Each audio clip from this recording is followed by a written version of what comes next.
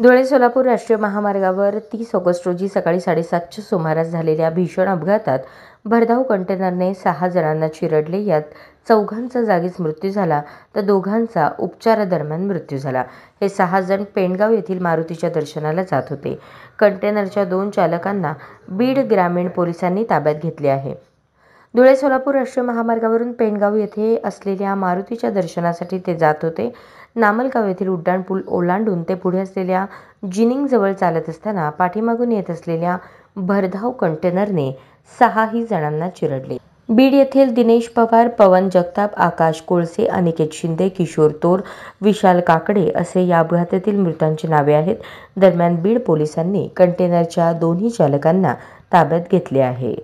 अशाच नवनवीन अपडेटसाठी जनता राज्य न्यूज चॅनलला सबस्क्राईब करा, लाईक करा आणि शेअर करायला विसरू नका।